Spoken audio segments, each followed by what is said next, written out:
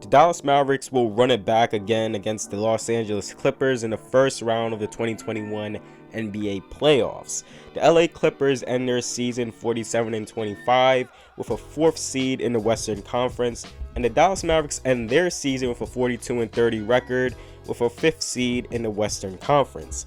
The season series between the two teams shows that the Mavs are leading 2-1, with the Mavs having a statement victory on December 27th, losing March 15th, and winning on March 17th.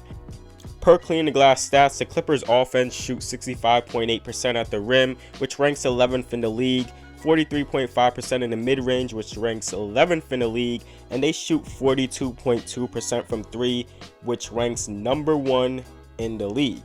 The Clippers defense shows opponents shooting 64.7% at the rim, opponents shoot 42.7% in the mid-range against the Clippers, and teams shoot 36.4% from 3 against the Clippers.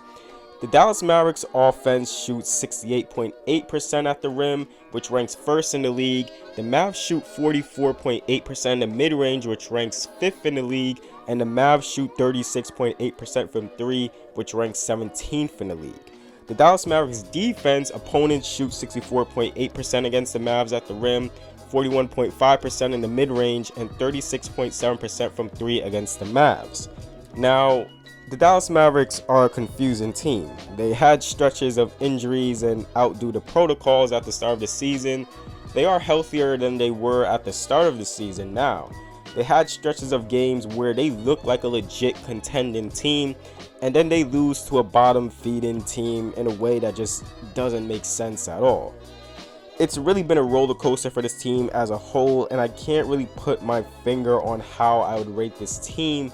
But anyways, for the Dallas Mavericks, it's safe to say that Kristaps Porzingis is the best big on the floor in this series, but hoping for him to step up making shots is kind of a coin toss. The thing about Kristaps this season is that you never know what version you will get out of him. He can have games and show that he is a great scorer and he's just scoring at will, defending well, or he can show you that he doesn't need to be on a basketball court. So it's a 50-50 on what version you will get. And that's kind of scary because the Mavs need Kristaps to be the second best player next to Luka to knock off the Clippers. But there is hope because he isn't going up against an elite inside presence. And I mean, KP is 7'3". He can get his shot off anybody.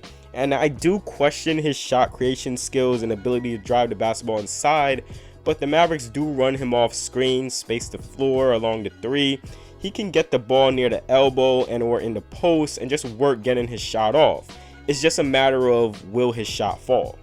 He also needs to be healthy. The Mavericks can't afford to have another Chandler Parsons on their hands when you get to the playoffs, but your highest paid player and important player is out. KP defensively has shown some flashes of being able to play at the level of a screen and not just be a primary drop big. He still can get better, but it will just be interesting to see how the Mavs play him in the pick and roll against the Clippers. Zubac is an inside presence, not really a lob threat, but if he gets the ball inside, he can get a shot off. Kristaps Porzingis is probably the most important player in this entire series for the Mavericks. He's going to get his post-ups, his looks for jump shots, picking pops, picking slips inside. He just has to knock these down and be a consistent scoring threat. If he isn't, then this puts more pressure on Luka to create. Finney-Smith, Hardaway Jr., Josh Richardson, their bench to make shots at will. Also, Tim Hardaway Jr. has had a stretch of games near the end of the season where he just shot lights out, pulling up for mid-range jumpers and knocking down catch and shoot threes, and also showing some flashes that he can get to the rim. The Mavs need all of that. They need Tim knocking down those shots, and he really has just been a bright spot for this team. Hopefully he can keep it up in the playoffs because the Mavericks do need all that.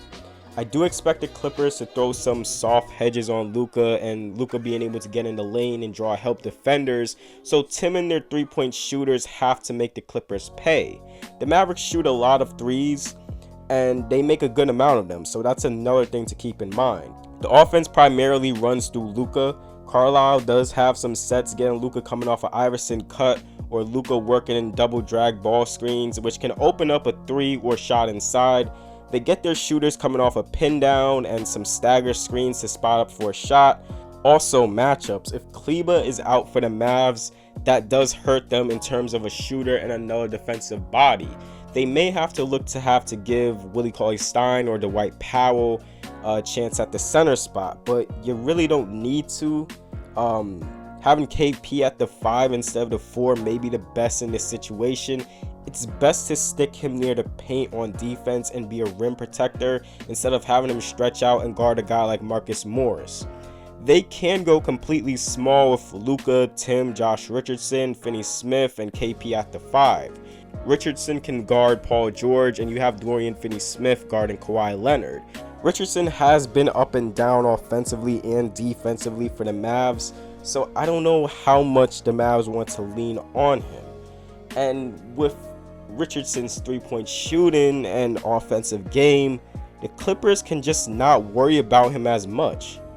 The Clippers do look to switch on defense, so that's an area of attack for the Mavericks that they can seek out weak link defenders.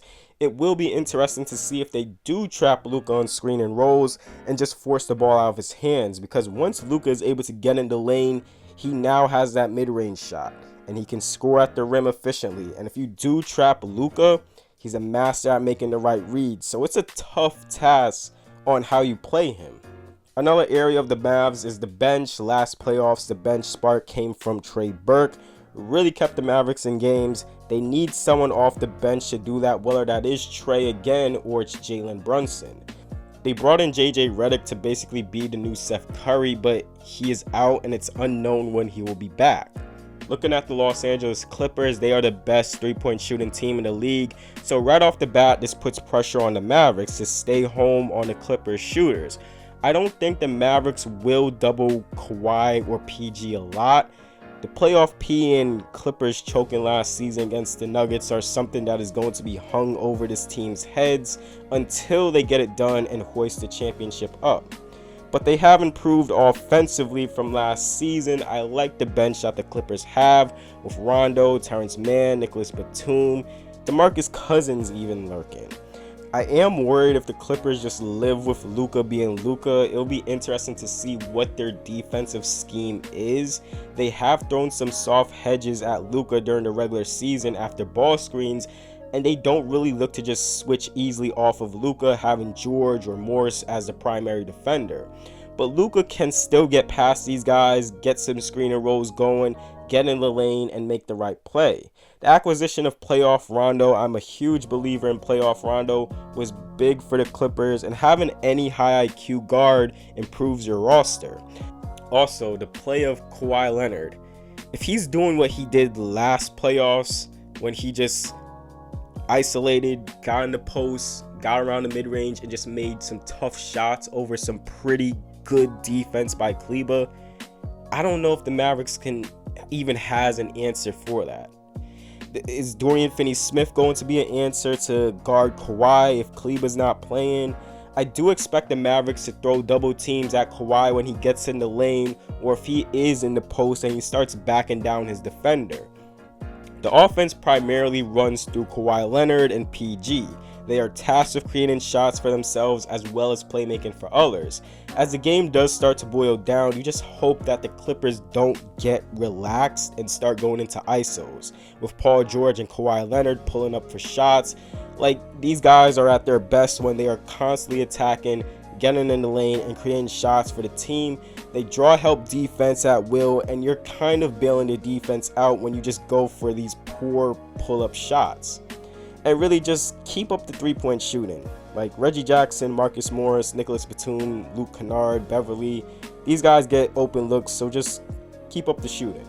And even offensively, Morris is capable of posting up, banging in the post, and getting to his shot.